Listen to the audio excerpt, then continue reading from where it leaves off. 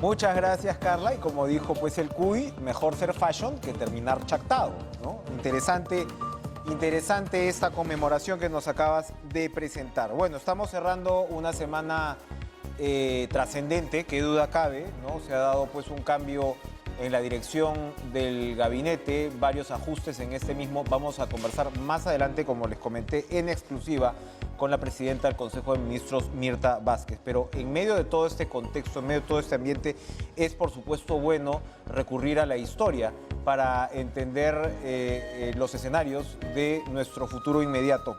Antonio Zapata, historiador y catedrático de la Pontificia Universidad Católica del Perú, ha publicado un artículo muy interesante en La República, porque muchos hablan del referente, Tony, gracias por estar con nosotros, del referente Ollanta Humala, pero en realidad tú vas mucho más atrás y planteas un escenario sumamente interesante con la experiencia de Bustamante y Rivero, un gobierno que para el momento podía ser progresista, pero llega al poder, la alianza se deshace y este queda en manos de un Congreso, bueno, de derecha, entre los cuales estaba quien había sido su principal aliado, uno de sus principales aliados, que es el APRA.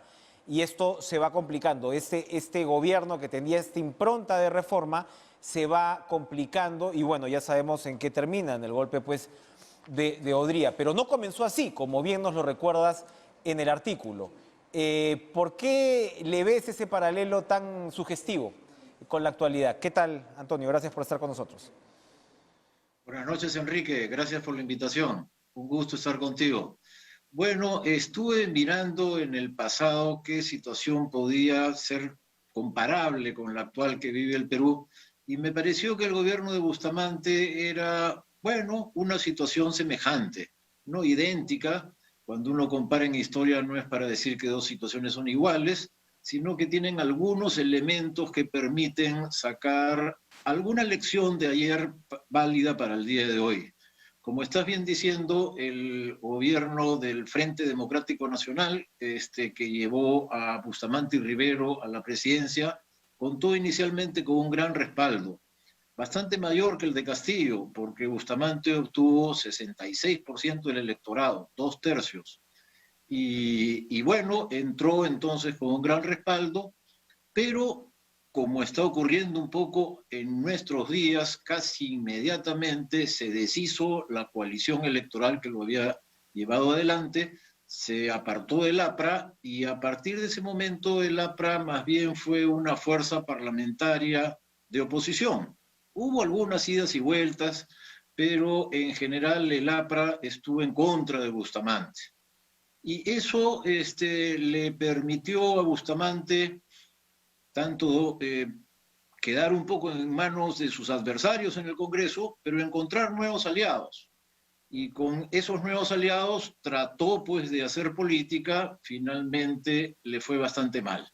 Y por eso dices que precisamente lo que le toca a Castillo ahora, hay dos puntos que me parecen cruciales en lo que planteas. Uno es, a ver, ahí introduces el tema de Humala. Según tu análisis, Humala quedó en manos de la derecha vía el MEF, y ya sabemos un poco lo que pasó, a pesar de probablemente un gobierno que se revalúa con alguna mirada distinta. La izquierda despreció a Humala y la derecha tampoco lo quería, ¿no? O sea, es decir, hubo digamos, una suerte de soledad que al final, sin embargo, Humala logró amarrar en el Congreso, por lo menos en temas de supervivencia política, hasta el final. Pero el otro punto que señalas es, claro, no quedar en todo caso en manos de estas bancadas de derecha que tú afirmas. Entonces, va a depender de la construcción que pueda hacer el gobierno de Castillo, vía, por supuesto, ahora también la presidenta del Consejo de Ministros, de gobernabilidad en el Congreso. Y uno pensaría que sería pues una gobernabilidad, como tú señalas, con una agenda, digamos, progresista, sobre todo en los momentos en los que estamos viviendo. ¿Cómo se construye eso? Bueno, como tú estás bien diciendo, la diferencia principal entre Castillo y Humala es que Humala desde el comienzo, al nombrar en el Ministerio de Economía y Finanzas a un tecnócrata neoliberal, en realidad pactó o quiso pactar con la derecha. Era el programa neoliberal el que iba a aplicar desde el MEF. mientras que el MEF actualmente en manos de Pedro Franque está bajo control de un sector de la izquierda, es un pensamiento de izquierda el que está en el MEF. Y como el MEF es el ministerio fundamental para este tipo de cosas, políticas económicas, políticas públicas en economía, entonces quien maneja el MEF es la clave de con quién te estás aliando. Eso diferencia a Humala de Castillo. Humala desde el comienzo se corrió a la derecha. Y como tú bien estás diciendo, la derecha no lo aceptó y la izquierda lo consideraba un traidor. Se quedó en ese sentido bastante solo, aunque logró llegar al final. Bien, en el caso de Bustamante, la situación fue bastante distinta, pero la clave se halla en que Bustamante se dedicó a los símbolos, como me parece un poco al comienzo estaba dedicado el gobierno de Pedro Castillo. Otro tipo de símbolos. Bustamante le encantaban los símbolos jurídicos, digamos, el ordenamiento democrático, el Estado de Derecho, todo eso está muy bien, pero su política práctica, la política pública con la cual trató de encarar la crisis económica fue un desastre. Y como consecuencia de ello, pues la gente se lo dejó, ¿no? Ese gran respaldo que había tenido al comenzar, poco a poco se fue desgranando y al final quedó completamente solo. La lección es que si Castillo quiere evitar el camino que siguió Bustamante, que no es el de Humala tampoco, lo que tiene que hacer es gobernar, y gobernar pensando en los pobres. Al fin y al cabo, un gobierno de izquierda es un gobierno que reivindica a los sectores desposeídos, a los sectores más humildes de la población, a los que no tienen nada, y que hoy en día creo están bastante mal. De tal manera pues que atender sus necesidades inmediatas, sacarlos del marasmo económico en el cual nos ha puesto la pandemia y 30 años de neoliberalismo, pues es una tarea inmensa y creo que dedicarse a ella va a generar legitimidad. El gobierno no solamente puede salvarse, sino hacer una gran gestión si se concentra en una agenda pequeña al servicio de los más pobres. Ahora, estos 30 años del neoliberalismo a los que te refieres, claro, son por supuesto también los que ha criticado ferozmente Perú Libre, pero al mismo tiempo no parecía haber ahí una agenda posible o propositiva. Hay también quienes, hay un discurso, ¿no?, también que se ha desarrollado en el país, que cómo haces para efectivamente establecer los cambios, ¿no?, pasar de estas suertes de énfasis. En un momento tuvimos este énfasis estatista, con Fujimori tuvimos este énfasis de mercado y nos ha costado, ¿no?, nos ha costado llegar a ese equilibrio al que se debería, digamos, perseguir y que los ves en muchas experiencias de izquierda democrática, ¿no?, en el mundo. ¿Castillo puede llegar a ello? Porque, como repito, lo de Perú Libre, hay que decirlo, no iba a ninguna parte, ¿no? Bueno, Perú Libre me parece que estaba como interesado en las formas, ¿no? Interesado, como decía hace un rato, en los símbolos. Y no está mal, digamos, que haya símbolos, ¿no? Al fin y al cabo, Tupac Amaru, Miguel Grau, hoy día es su día, son importantes en nuestra vida, ¿no? Crean una comunidad de tradiciones, venimos de cierta tradición y reivindicamos ciertas cosas.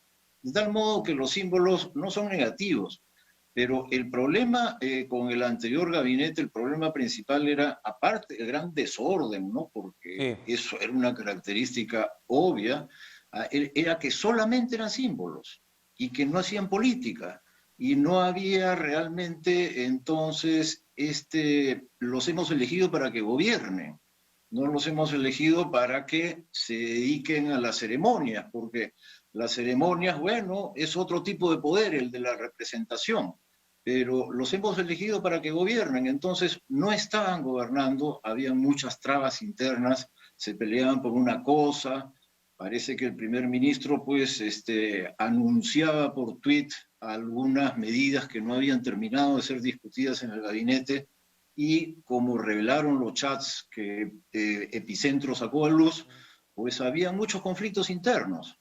Lo que esperamos es que gobiernen, que cumplan realmente con la oferta por la cual han sido llevados al poder, que no es para hacer una asamblea constituyente, sino es para sacar al país de la crisis. vivimos un periodo difícil. El COVID ha sido muy, muy grave. Hemos tenido el récord negativo que ningún país quiere.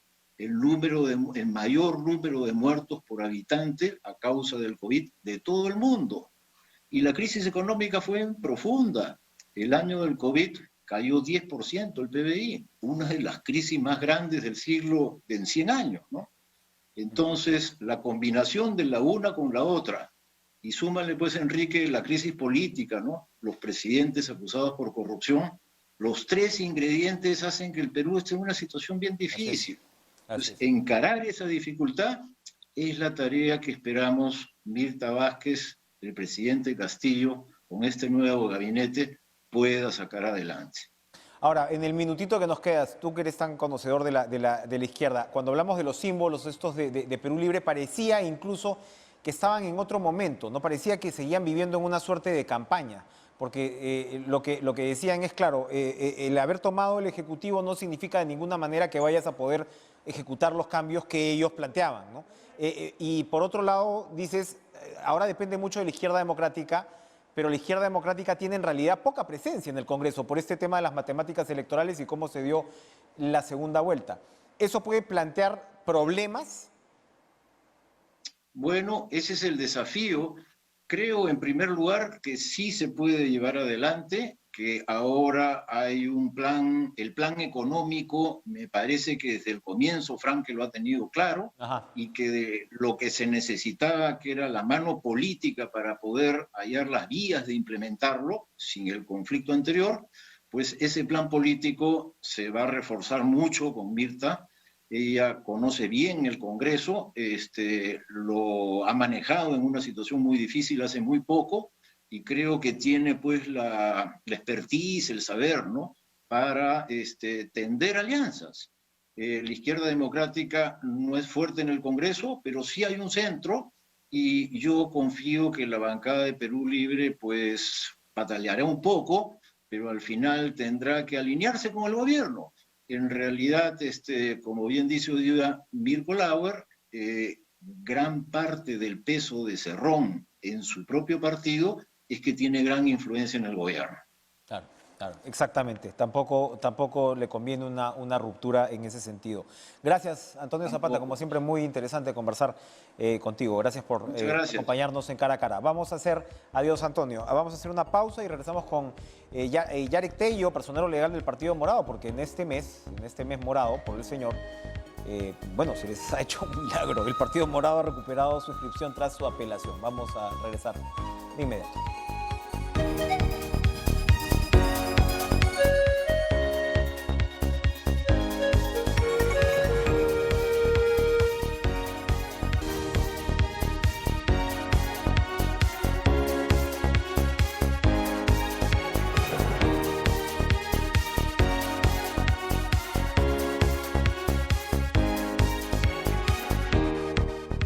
Hace algunos días tuvimos una conversación remota, como es los usos de la pandemia, con Yarek Tello, personero legal del Partido Morado, pero hoy le toca celebrar este partido, así que Yarek está con nosotros esta noche. ¿Qué tal? ¿Cómo estás, Yarek? Gracias por estar con nosotros. El Partido Morado ha recuperado su inscripción tras la apelación que justo habíamos analizado hace algunos días ante el Jurado Nacional de Elecciones.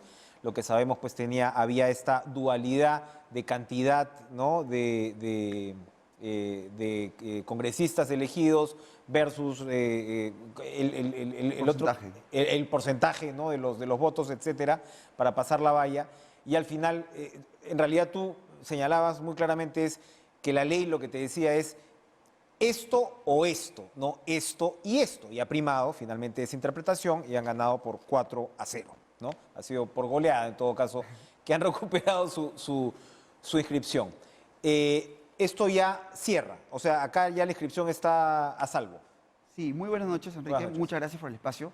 Sí, en primer lugar, agradecer a toda la militancia morada que se compró el pleito, que estuvo con nosotros en los plantones, ayudándonos a elevar los escritos, en fin, difundiendo imágenes, porque tú sabrás que había una opinión instalada en la opinión pública, valga la redundancia, que daba por sentado de que el Partido Morado ya había perdido su inscripción y que ya no había más que hacer. Esto era falso porque a la luz de la norma establecía claramente que se tenía que incurrir en 2 faltas. No tener el 5% y no tener 5 congresistas. Como tú sabes, el Partido Morado superó la valla electoral del 5% de votos válidos. Es por eso que nosotros estábamos claros que no estábamos en ninguna causal de cancelación.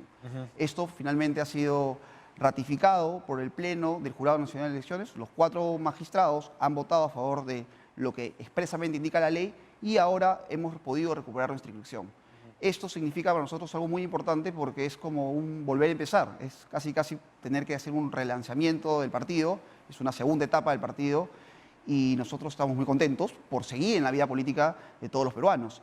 El Partido Morado pues encierra esta serie de paradojas, ¿no? Porque de un lado, para un sector de la población, ¿no? Digamos que tenía o encarnaba cierta esperanza de centro, tuvo un papel importante en el Congreso, tanto así que el que podríamos decir era el líder de la bancada terminó de presidente de la República, Francisco Sagasti, luego de toda este periodo de convulsión, pero luego les fue mal en las elecciones con Julio Guzmán. Probablemente la presidencia de Sagasti sea revaluada, no sé si uno tuvo que ver con lo otro. En el Perú la experiencia lamentablemente muchas veces es un demérito, ¿no? Cuando debería ser al revés. Pero el hecho es que le fue mal. Entonces Guzmán es ahora el presidente del Partido Morado todavía y hay quienes reclaman una renovación. ¿Cuándo van a tener sus elecciones internas y Guzmán se va a presentar a la reelección o no? Sí, primero para empezar, el Partido Morado es un partido joven, no tenemos mucho tiempo en la vida política de los peruanos, pero en el poco tiempo de vida institucional creo que hemos dado muestras de decencia y de hacer la política diferente a la política tradicional. Hemos tenido un primer buen congreso, hemos tenido un gobierno de transición a cargo de Francisco Sagasti que se ha comportado a la altura de las circunstancias, logrando coberturar con vacunas a todos los peruanos.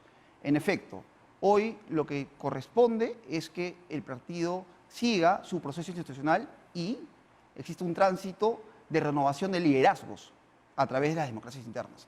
En esa etapa, Julio Guzmán se ha comunicado con toda la militancia y va a apoyar esa transición como demócrata a carta cabal que es. Entonces, lo que va a ocurrir en los próximos días, próximas semanas, es que se va a realizar una cumbre, que es la máxima instancia del partido. Ahí se toman las decisiones más importantes. Y luego de la cumbre se va a fijar las reglas de juego de hacer cómo debe realizarse esta elección interna. Será la militancia morada quien elija en las próximas semanas a sus nuevas autoridades. ¿Hay precandidaturas ya anunciadas? Todavía estamos en una etapa de ver cuál va a ser el diseño y las hojas de ruta para lograr esto, pero sin duda, una vez que eres militante, tienes el derecho a elegir y ser elegido. Así que ¿para cuándo se esperan que sean las elecciones? nosotros estimamos que esto debe ser, digamos, a finales de octubre, principios de noviembre. Porque hay un calendario que cumplir para las elecciones del 22, ¿no? Sí, porque se nos cruzan 2 cuestiones. O sea, por un lado, la renovación de autoridades partidarias y por otro lado, tenemos que poner el partido en condiciones óptimas para afrontar las elecciones municipales y regionales. Entonces, vamos a tratar de afrontar ambos procesos en paralelo. Bien, ¿cuál es el papel de Francisco Sagasti? Es un expresidente de la República y Sagasti en realidad, si mal no recuerdo, fue una especie de ideólogo. Conversaba con él hace algunos días, como te decía, para un ciclo de videos que tuvimos en Caretas y precisamente recordábamos cómo fue el tema de la conformación ideológica y él estuvo muy al frente. Claro. Y lo he visto todavía muy activo. ¿Él va a jugar un papel activo dentro del partido? Sí, hoy tuve la suerte de conversar nuevamente con Francisco. Él está con muchos ánimos, está muy contento por haber recuperado nuestra inscripción partidaria. Y bueno, él está, digamos, muy al tanto del día a día del partido, siempre brindando consejos, siempre estando atrás de los militantes y está con ánimos de seguir contribuyendo desde el Partido Morado en la política peruana. ¿Podría ser en una posición electoral, eventualmente? ¿Podría ser? Eso lo tendrá que definir primero él mismo, él tendría que tener esa decisión personal y luego eso tendrá que ser validado en el voto de la militancia morada. Así que todavía sería prematuro adelantarnos, ¿no? ¿Los congresistas en ejercicio, alguno de los congresistas en ejercicio podría ser candidato también? Claro, los congresistas en ejercicio, 2 son militantes. En el caso de Susel Paredes y Flor Pablo son militantes. Ed Málaga. Y ambas son figuras importantes. Sí, ¿no? son figuras importantes. Relevantes. Podrían podrían, si ellas quieren, participar también sin ninguna duda.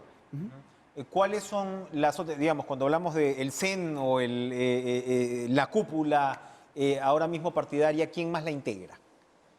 Hay más de 17 personas que la integran, pasando Cuéntanos algunos de los nombres más conocidos, digamos. Está el secretario de organización, Joja del Castillo, está Lucho Durán, que está en cargo de la doctrina del partido, está Zenaida Solís, una periodista con mucha trayectoria, Rodolfo Pérez, Borja, Lisset Meléndez, en fin, hay una serie de personalidades, te voy a... Sí, claro, pero interesante y bueno, como tú dices que ya ellos mismos tomarán sus decisiones, pero hay una pregunta, Jarek, de fondo, que es, hablábamos justo con Antonio Zapata sobre, digamos, el emplazamiento político que vivimos ahora, el momento del país, la agenda, ¿no?, que se debería proponer. Y el Partido Morado siempre jugó con por supuesto, hacer una alternativa de centro. Eso que para algunos puede sonar muy deseable y racional, en una situación como la que vive actualmente el Perú, de repente es difícil de aterrizar, de trasladar. Ese relanzamiento va a incluir una actualización ideológica. ¿Qué cosa es ser de centro ahora mismo? ¿Cómo un partido de centro puede sobrevivir en el Perú o le puede ir bien electoralmente en el Perú? Que creo que es la pregunta central, ¿no? Sin duda, mira, esta oportunidad que tenemos de seguir en la vida política de los peruanos, nosotros la tomamos con mucha humildad y mucha autocrítica. El revés que tenemos en las elecciones ciertamente no ha sido lo que nosotros esperábamos, pero nosotros vamos a tener que afrontar esto con un sentido convocante, es decir, vamos a convocar a diversas fuerzas, a fuerzas de la sociedad civil, a ciudadanos que de repente no han hecho política y que quieren contribuir con el país, y vamos a, en un sentido también, impulsar la renovación de nuevos cuadros. Ahora, nosotros vemos que el escenario político está básicamente bien marcado por dos extremos, ¿no?, de izquierda y derecha. Son esos extremos que aparentemente no se ponen de acuerdo y que constantemente están en constante crispación, y eso genera más inestabilidad. Por eso que nosotros siempre vamos a ponderar a hacer políticas desde el centro. El centro permite una deliberación entre las partes y permite llegar a consensos. Porque al final del día lo que busca el peruano, lo que quiere el peruano, está harto de los problemas y los golpes, sino que queremos esa estabilidad y sacar el país adelante. Entonces, creo que el rol del Partido Morado va a ser ese partido que ponga la cordura, ponga la coherencia y convoque a los ciudadanos de a pie a hacer política de forma diferente. Perfecto, Jarek Tello. Entonces estaremos muy pendientes de lo que sea pues esta fecha de elecciones internas, porque sin duda es una buena noticia de la que ustedes también tienen que celebrar. Y bueno, felicitaciones porque usted ha estado detrás de este proceso. Gracias, Jarek Tello, personero legal del Partido Morado, por acompañarnos. Muchas gracias por el espacio, Enrique. Vamos a ir a una pausa y regresamos con la presidenta del Consejo de Ministros, Mirta Vázquez, en entrevista exclusiva.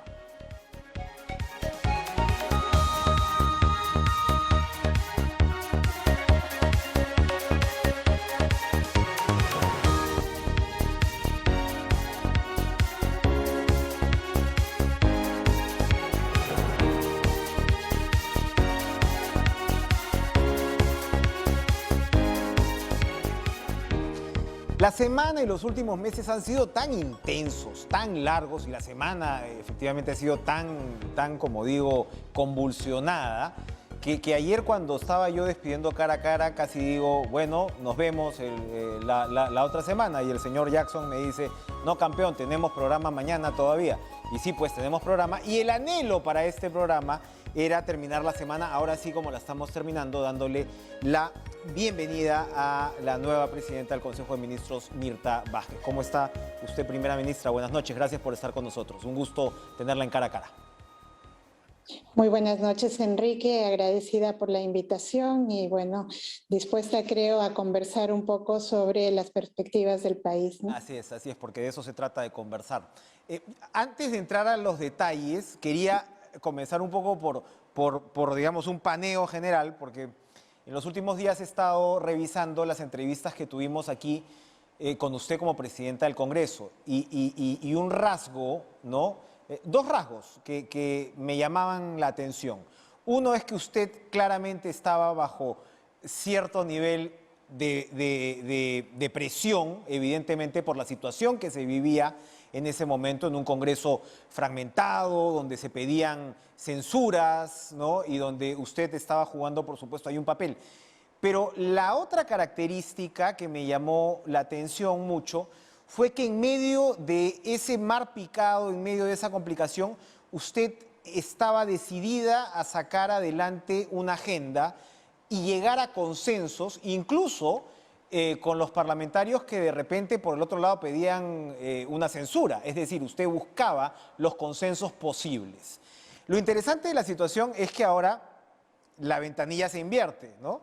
Y me imagino que ese es un rasgo que usted quiere aplicar ahora desde la presidencia del Consejo de Ministros. Lo que le va a tocar al gobierno de Pedro Castillo es precisamente buscar consensos. ¿Estoy en lo correcto? Sí, es correcto, Enrique. Mira, yo creo que en general en nuestro país la política progresivamente ha ido de alguna manera precarizándose. Esto no es una cosa nueva, es un proceso que viene además recurrentemente presentándose porque hay factores estructurales que hacen que la política sea una cancha de confrontación y que cada vez eso sea más agudo. Y a veces se presenta en el campo del Congreso, a veces en el campo del Ejecutivo. Yo creo que ahí hay varias cosas que abordar para solucionar esto, pero mientras tanto hay un asunto fundamental. No podemos enfrascarnos en esta suerte de pugnas, de generar situaciones que nos pueden llevar a la inestabilidad. Creo que hay que pensar en principio en el país y pensar en lo concreto. Yo siempre planteo esto de manera muy directa y concreta. La inestabilidad en un país genera muertes, cuesta vidas, ¿no? Mientras estamos peleándonos políticamente por nuestras posturas, la gente se muere, la gente que no tiene, los más pobres son los que sufren los impactos. Por eso creo que es bien importante que en cualquier espacio donde nos encontremos busquemos cómo encontramos por lo menos mínimos consensos para poder avanzar. Eso es lo que yo aspiro, creo que esa es mi apuesta en el lugar donde yo me ubique, ¿no? Perfecto, vamos a volver en unos minutos a la forma de encontrar esos consensos con el Congreso, pero ustedes ya han tenido una reunión para plantear un mecanismo de trabajo que nos permita plantear metas a corto plazo, porque precisamente las urgencias que usted está subrayando tiene que ver con eso, con dar respuestas primero inmediatas. ¿Nos puede detallar un poco cómo está planteando su agenda inicial? Por supuesto, usted luego va a ir a exponer al Congreso, pero ya está chambeando, ya está sobre el caballo. Sí, justamente nosotros desde el momento en que aceptamos esta importante responsabilidad, lo que estamos haciendo es esforzarnos por mirar un poco cómo nos reorganizamos al interno del Ejecutivo, mirar de volver a reafirmar cuáles son nuestras apuestas, cuáles son en este momento las principales urgencias que vamos a abordar y cómo las vamos a plantear. Creo que para eso hay que trabajar en las condiciones. Yo estoy muy empeñada y lo voy a empezar a realizar desde la próxima semana. Estoy empeñada en hablar, acercarme a las diferentes bancadas. Yo creo y confío, porque además conozco a la mayoría de partidos, de agrupaciones políticas, creo que tenemos siempre la posibilidad de acercarnos, de encontrar algunos acuerdos, y eso es lo que hay que hacer, hay que crear las condiciones y luego nosotros hemos definido, de alguna manera estamos reafirmando las líneas generales de este gobierno que no han cambiado, que siguen siendo las mismas, hay que reafirmarlas y creo que estarán de acuerdo con nosotros los congresistas de que hay apuestas que son ineludibles, que están en el marco de la salud, de la educación, de la vivienda, de cómo encontramos apoyo social para la gente que está en las comunidades, etcétera. Esas son nuestras apuestas que hay que reafirmar y creo que eso haremos los próximos días, generar las condiciones y reafirmar las apuestas que tiene este gobierno, ¿no? ¿Usted contaría a la Asamblea Constituyente como una de las apuestas ineludibles? A ver, la Asamblea Constituyente es un tema muy interesante y yo lo quiero plantear así porque creo que hay mucho temor. Hay gente que piensa que plantear el cambio o la modificación de una constitución es parte de una ideología comunista y no la es. Yo quiero recordarles que en toda Latinoamérica tenemos ahora un proceso en el que probablemente muchos países se están dando cuenta que en nuevos momentos necesitan reajustar sus normas principales y esa es la Constitución. Pero para eso se necesita generar todo un proceso que nosotros los abogados incluso le ponemos un nombre, ¿no? Generar el momento constituyente, que es que la población sienta que hay una necesidad de caminar a una reforma total o parcial de la Constitución. Entonces, esas condiciones son parte de procesos largos, ¿no? Y eso el gobierno, este gobierno por lo menos no lo está planteando y no lo va a plantear de hoy para mañana, vamos a cambiar.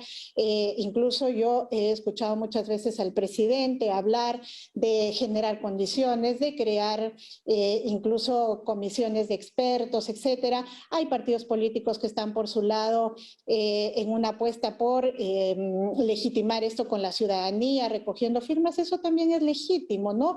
Entonces, esto va a ser parte de un proceso, no está como uno de las prioridades de este gobierno en este momentito, porque en este momento lo que importa es abordar la pandemia, lo que importa es mirar cómo hacemos que la educación ahora se fortalezca, cómo retornan los niños a clase lo antes posible, cómo hacemos que en nuestro país la gente tenga acceso a algo tan fundamental como la alimentación. Esa es la apuesta en este momento y sobre todo la estabilidad económica, que eso es una cosa, y la reactivación, que eso es una cosa que va a generar las condiciones como para que la población empiece a sentir que supera la crisis por lo menos, y eso también nos da una condición para pensar en reformas de fondo que, por ejemplo, donde está el cambio de la Constitución, ¿no? Ahora, la estabilidad económica que usted subraya es tan importante.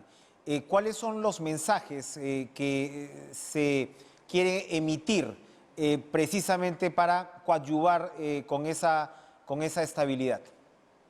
Sí, ahí hay varias cosas, ¿no?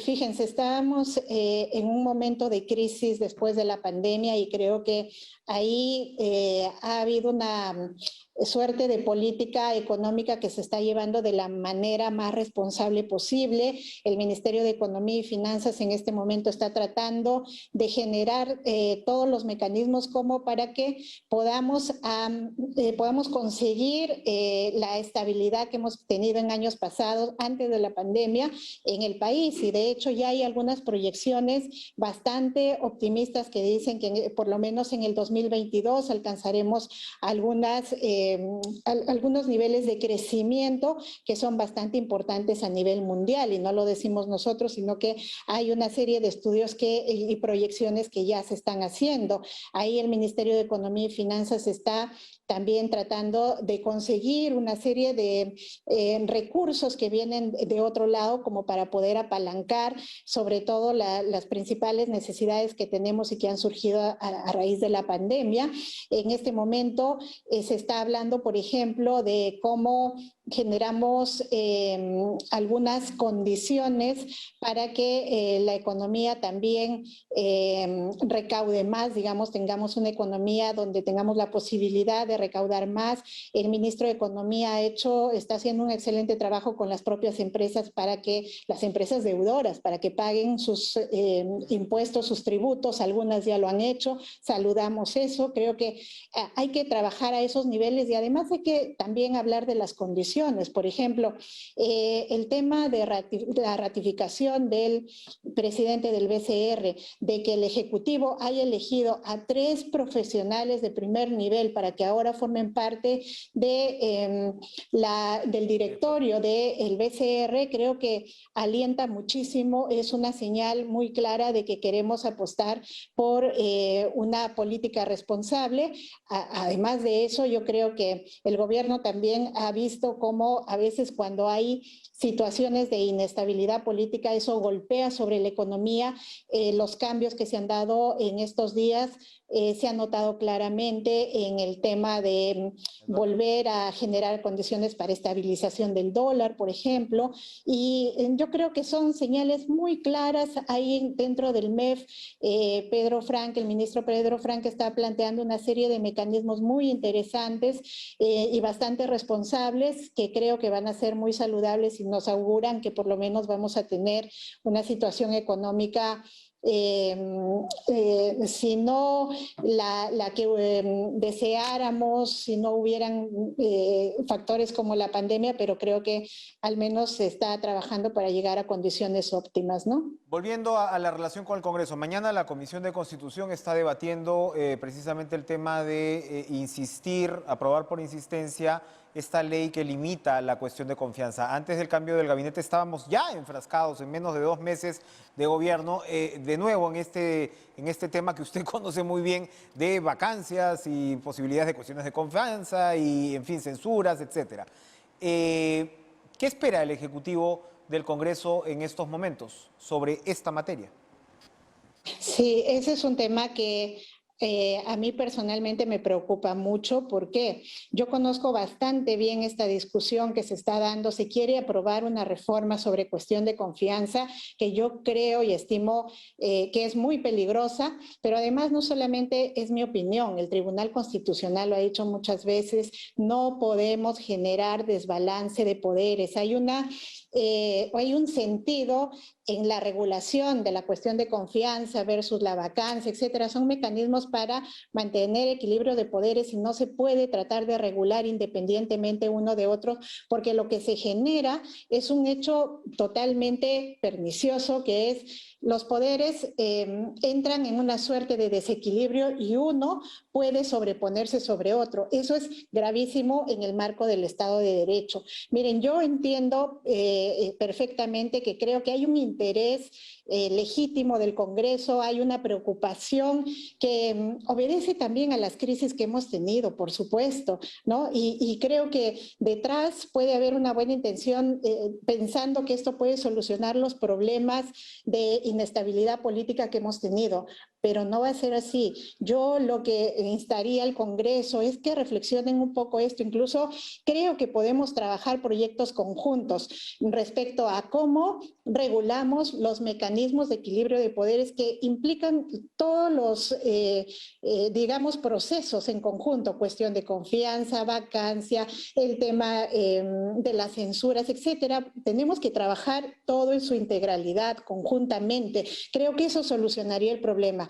Hacerlo así, además empeñarse en aprobar una norma por insistencia pese a las observaciones, lo que va a generar es que nuevamente entremos en una suerte de pugna, digamos, porque obviamente hay que plantear los recursos de inconstitucionalidad correspondientes y eso genera que estemos en un conflicto, yo creo, innecesario, que podríamos solucionarlo de la manera más adecuada. Sí, yo repito, instaría a los colegas del Congreso de la República que reflexionaran un poco este tema y creo que eso sería muy saludable también en el marco de tener una relación adecuada entre los poderes del Estado y generar condiciones de gobernabilidad y no otra vez de inestabilidad, ¿no? Ha sido sin duda bienvenido el relevo en el gabinete, pero hay, en términos generales, pero hay algunos puntos de inquietud entre la ciudadanía y los medios. Uno es el Ministerio del Interior. El señor Barrenzuela ha sido abogado de Perú Libre y, bueno, luego se ha revelado que ha tenido una cantidad de sanciones durante su paso por la policía. Y claro, uno se pregunta si allí podría haber algún tipo de riesgo de manipulación política con eventuales investigaciones donde, por supuesto, participa no solamente el Ministerio Público, sino también la policía.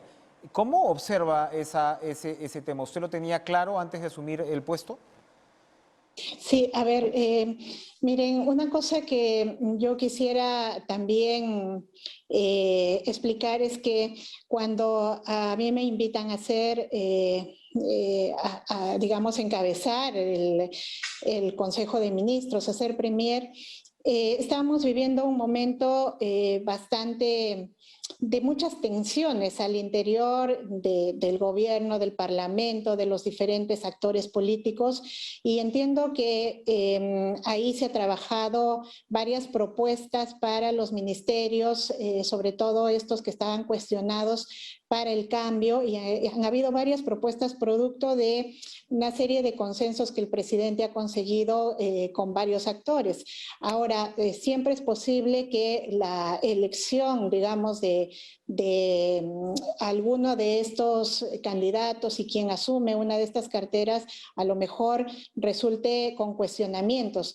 Miren, yo lo que creo, y creo que eso también es mi compromiso, se lo he dicho al presidente de la República y él por supuesto lo respalda, es que una vez que se nombraban los ministros, mi compromiso es hacer el monitoreo correspondiente sobre su desempeño y también, digamos, las calidades que tiene cada uno como para estar en esas carteras. Entonces, nosotros, por supuesto, creemos que cualquier cuestionamiento es legítimo. Vamos a tomar las medidas necesarias para poder aclarar estas situaciones, investigar, que se explique. Creo que los involucrados tienen que dar explicaciones y decirles que nosotros estamos comprometidos a hacer la evaluación correspondiente y dar respuesta a estas preocupaciones. Eso es lo que vamos a hacer nosotros para que la población se quede tranquila también de que cualquier cosa no se va a pasar por alto, pero que vamos a proceder a hacer, aplicar los mecanismos correspondientes para hacer el seguimiento. Me imagino que el otro sector donde también se va a ver esto de cerca, uno de los sectores es educación. Se lo pregunto porque usted hablaba y se entiende, ¿no?, de las, digamos, conversaciones que pueden haber tenido el presidente, ¿no?, con determinados sectores. Se dice que el nuevo ministro de Educación es, digamos, cercano, ¿no?, a este nuevo gremio. Entonces, en fin, esto tiene relación con la bancada. Pero claro, de fondo, la preocupación es que el sector de educación es crucial, fundamental. Y el tema de la reforma de la carrera educativa y de la carrera meritocrática también lo es, y entendemos que el nuevo ministro incluso llegó a presentar una reforma de inconstitucionalidad. ¿Usted compromete o se compromete a mantener la reforma educativa?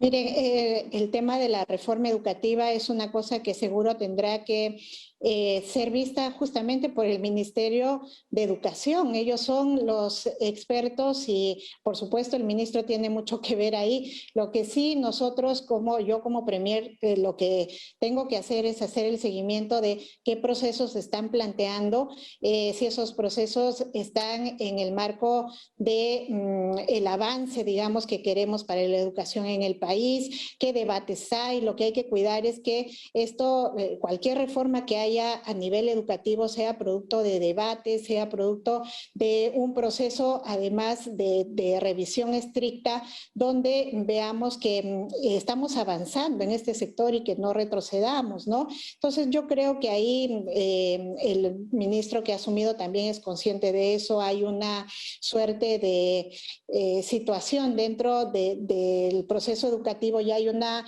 reforma en camino.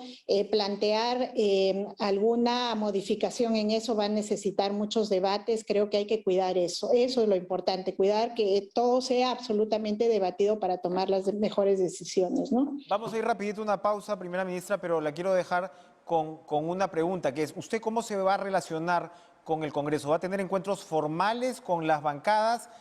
¿Observa que con una se va a poder trabajar o con partes de una se va a poder trabajar más que con otras? Volvemos tras esta brevísima pausa.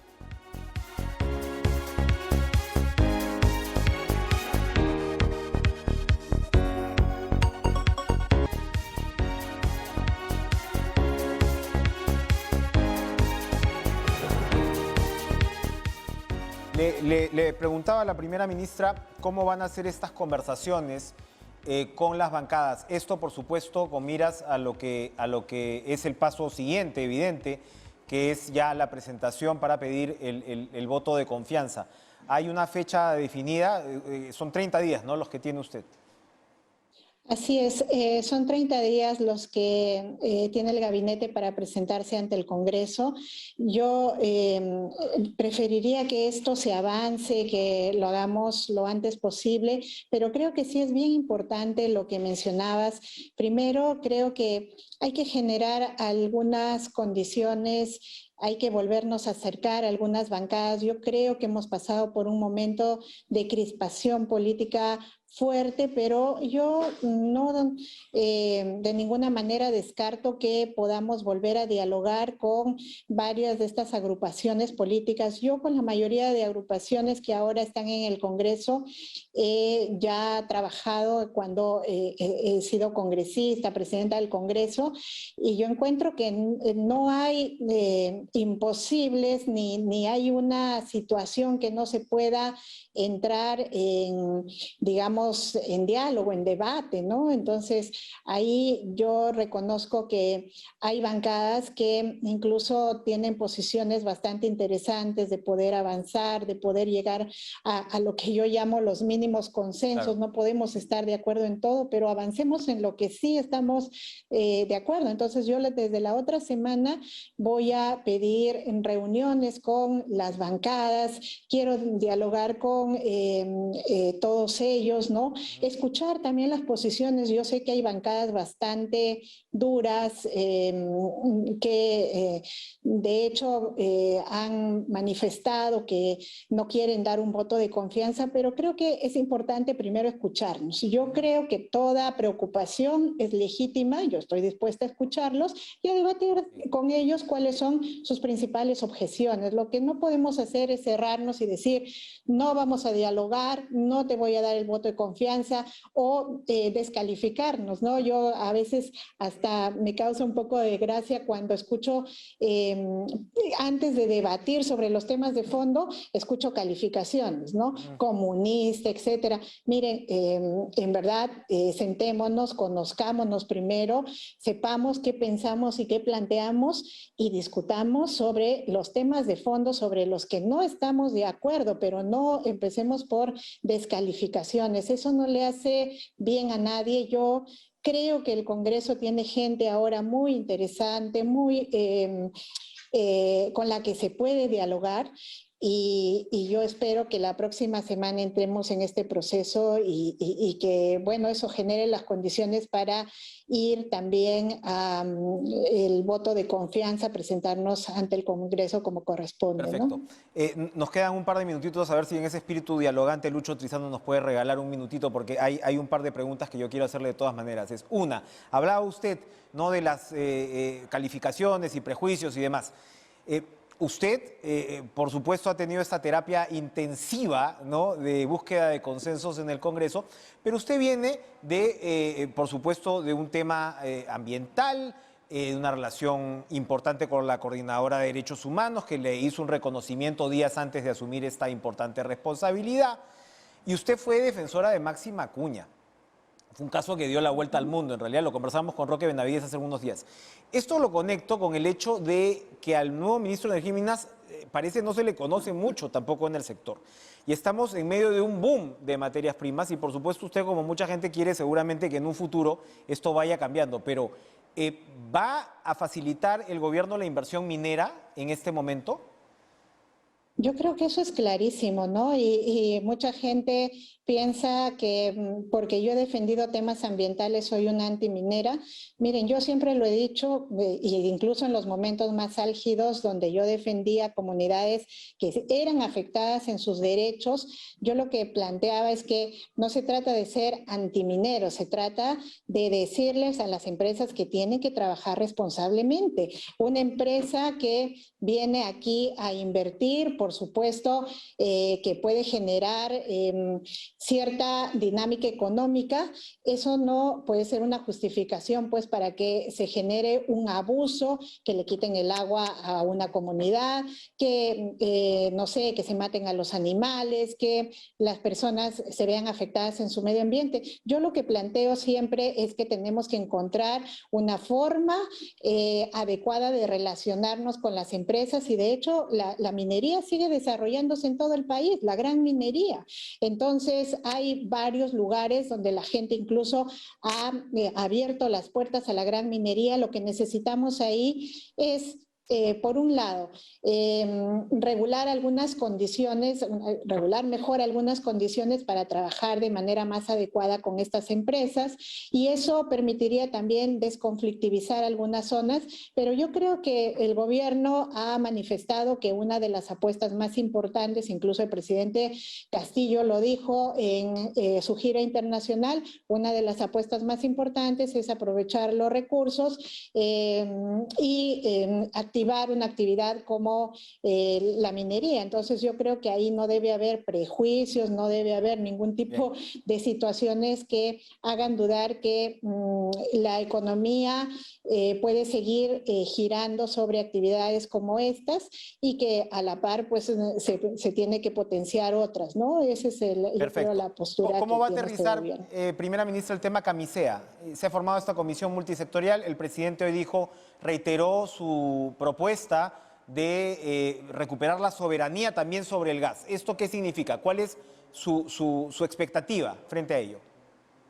Miren, nosotros apenas nos hemos instalado, justamente el día de ayer ya hemos procedido también a instalar esta comisión importante, que es una comisión que dará el primer paso para entrar a este proceso de renegociación, que creo que tampoco es un tema ni del otro mundo, ni por qué escandalizarse. Es más, todos los partidos políticos cuando estuvieron en campaña lo ofrecieron, porque creo que todo el mundo ha evaluado que es una necesidad. Cuando hay contratos que duran tantos años y cuando las condiciones varían y cuando hay situaciones que nos hacen ver que los recursos se podrían aprovechar mejor, pues hay que entrar en un diálogo y en una renegociación. Ya instalamos la comisión, creo que hay una expectativa muy importante en esto, hay un plan de trabajo ya propuesto. Yo creo que vamos a empezar con este debate y va a ser muy saludable, creo, para todo el país, y sobre todo va a solucionar varios problemas de acceso a nuestros propios recursos, ¿no?